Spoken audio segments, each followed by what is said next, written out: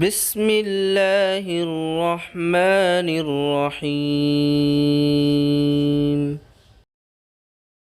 السلام علیکم ورحمۃ اللہ وبرکاتہ۔ آج مجھے صرف حضرت عیسیٰ علیہ نبی علیہ الصلاۃ والسلام کے بارے میں بتانا ہے۔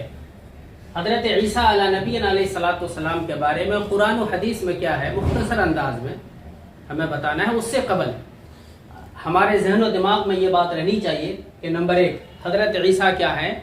نبی ہیں۔ جس طرح سے دیگر انبیاء کرام اس دنیا میں تشریف لائے، حضرت عیسیٰ بھی نبی بن کر اس دنیا میں تشریف لائے، اور بنی اسرائیل کے آپ سب سے آخری نبی تھے۔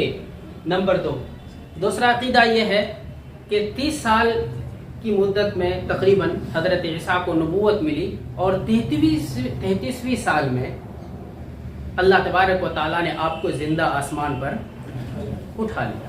یہودیوں نے قتل کرنا چاہا لیکن قتل نہیں کر سکے، اللہ تبارک و تعالیٰ نے ان کی حفاظت فرمائی۔ خود قرآن کریم میں ہے وَمَا قَتَلُوهُ وَمَا صَلَبُوهُ وَلَكِنْ شُبِّهَ لَهُمْ، سورۃ النساء آیت نمبر 175۔ اللہ تعالیٰ خود کہتے ہیں کہ نہ تو ان کو کیا کیا، قتل کیا ہے، اور نہ ہی ان کو سولی دی گئی ہے، ٹھیک ہے، لیکن وہ لوگ شبہ میں پڑ گئے۔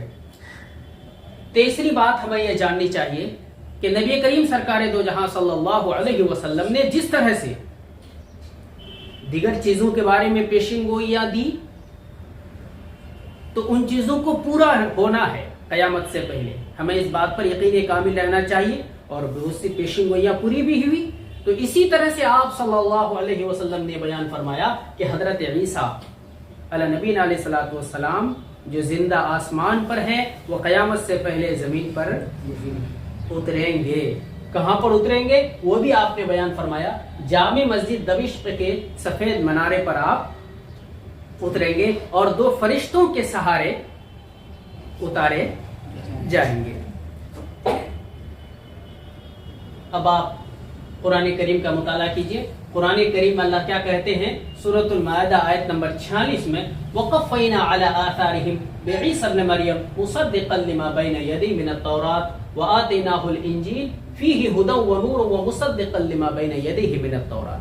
اس آیت میں اللہ تعالیٰ یہ کہتے ہیں کہ ان کے پیچھے، یعنی دیگر انبیاء کے پیچھے، ہم نے حضرت عیسیٰ ابن مریم کو بھی کیا کیا؟ اتارا، جن کا کام یہ تھا کہ وہ توریت کی تصدیق کرنے والے تھے، اور جو کتاب ہم نے ان کو دی تھی یعنی انجیل، اس کتاب میں ہدایت ہے، روشنی ہے، اور یہ کتاب توریت کی بھی تصدیق کرنے والی ہے، اور اس کتاب میں ہدایت ہے، نصیحت ہے، لیکن کس کے لیے ہے؟ ڈرنے والوں کے لیے۔ دوسری بات جو ہم نے کہا تھا کہ زندہ آسمان پر اٹھا لیے گئے، ہے نا، اور ان کو قتل نہیں کیا گیا۔ قرآن کریم میں وَمَا قَتَلُوهُ وَمَا صَلَبُوهُ، سورۃ النساء آیت نمبر 175۔ اس میں اللہ تعالیٰ خود کہہ رہے ہیں کہ ان کو قتل نہیں کیا گیا۔ بخاری شریف کی حدیث ملاحظہ فرمائیے، بخاری شریف حدیث نمبر 3448۔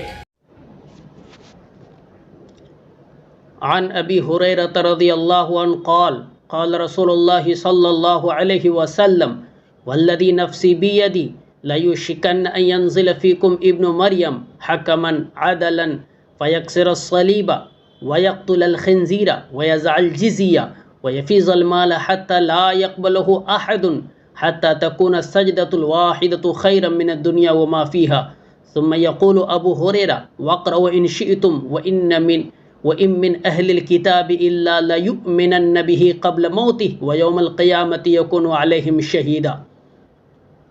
حضرت ابو ہریرہ رضی اللہ تعالیٰ عنہ کہتے ہیں، نبی کریم سرکار دو جہاں صلی اللہ علیہ وسلم نے فرمایا، اس ذات کی قسم جس کے ہاتھ میں میری جان ہے، وہ زمانہ قریب ہے کہ عیسیٰ ابن مریم تمہارے درمیان ایک عادل اور حاکم کی حیثیت سے نازل ہوں گے۔ وہ صلیب کو توڑ دیں گے، سور کو مار ڈالیں گے، جزیہ موقوف کر دیں گے۔ اس وقت مال کی اتنی کثرت ہو جائے گی کہ کوئی اسے لینے والا نہیں ملے گا۔ اس وقت کا ایک سجدہ دنیا و ما فیہا سے بڑھ کر ہوگا۔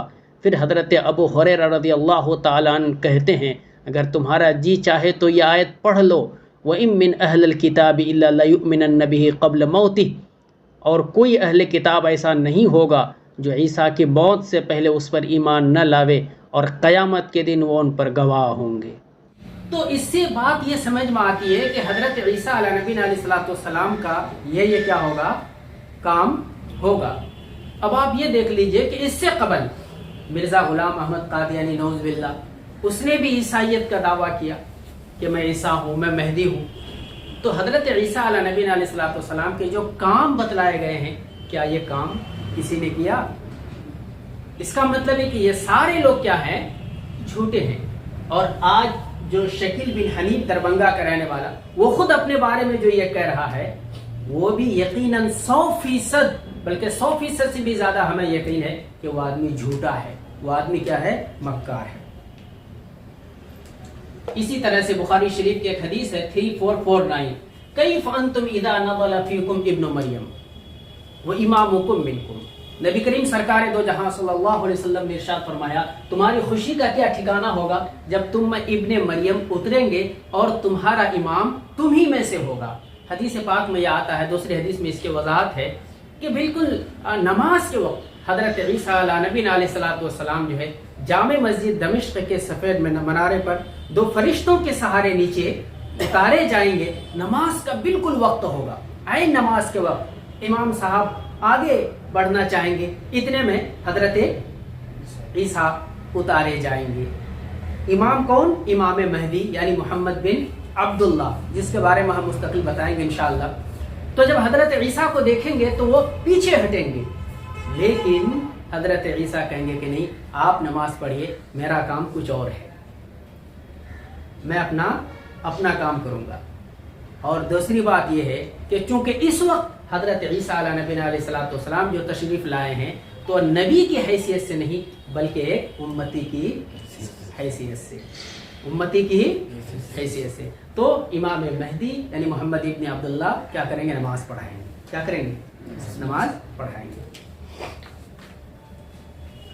ایک دوسری حدیث میں ہے مشکات شریف 5508، اس حدیث میں یہ ہے کہ ینزل، حضرت عبداللہ بن عمرو رضی اللہ تعالی راضی ہے، وہ کہتے ہیں نبی کریم سرکار دو جہاں صلی اللہ علیہ وسلم نے ارشاد فرمایا، ینزل عیسی ابن مریم الی الارض، یعنی زمین کی طرف حضرت عیسیٰ ابن مریم کیا ہوں گے؟ اتریں گے۔ فیتزوج، وہ کیا کریں گے؟ شادی کریں گے۔ ویولد لہ، ان کے بچے بھی ہوں گے۔ ویمکث 45 سنہ، اور کتنے سال زندہ رہیں گے؟ 45 سال۔ 45 سنہ، 45 سال۔ ثم یموت، پھر موت ہو جائے گی۔ فیدفن معی فی قبری، میرے قبر کے قریب میں ان کو دفن کیا جائے گا، میرے قبر کے یعنی نبی کریم صلی اللہ علیہ وسلم کے جہاں قبر مبارک وہیں پر ان کو کیا کیا جائے گا؟ دفن کیا جائے گا۔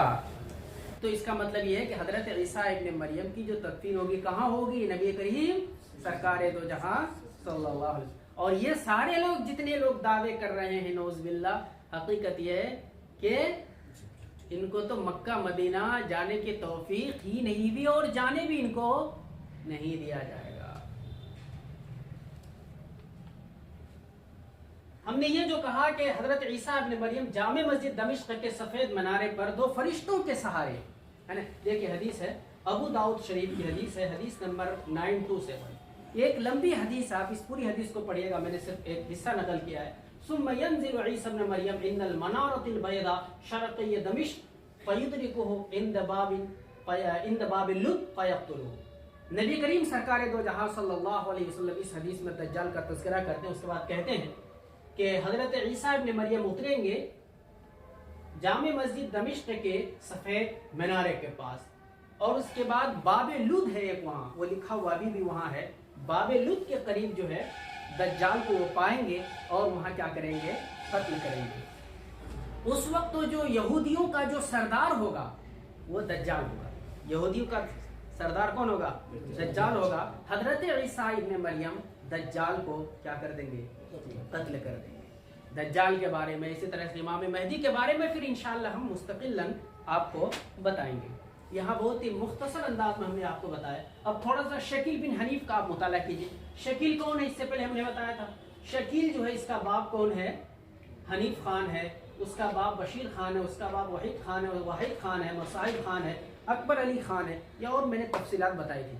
اب آپ یہ سمجھ جائیے کہ شکیل بن حنیف، شکیل تو حنیف کا بیٹا ہے، اور جو شکیل حنیف کا بیٹا ہوگا وہ مریم کا بیٹا ہو سکتا ہے؟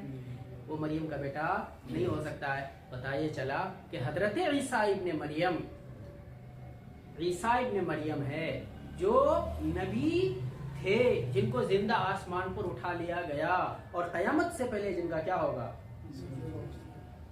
اور دوسری بات یہ ہے کہ حضرت عیسیٰ یہ مریم کا بیٹا ہے، ان کے باپ نہیں تھے، ان کی صرف کون؟ ماں۔ اور یہ جو شکیل ہے جس کا کیا ہے؟ باپ ہے، شکیل بن حنیف، یہ حنیف کا بیٹا ہے، جبکہ حضرت عیسیٰ کے باپ نہیں ہے، ان کی صرف کیا ہے؟ ماں ہے۔ ان ساری باتوں کا خلاصہ یہ نکلا کہ شکیل بن حنیف جھوٹا شخص ہے، انتہائی مکار، کذاب اور دجال ہے۔ اللہ تعالی ہم لوگوں کی اور امت مسلمہ کی اس فتنہ شکیلیت سے ہم سب کی کیا فرمائے؟ حفاظت فرمائے۔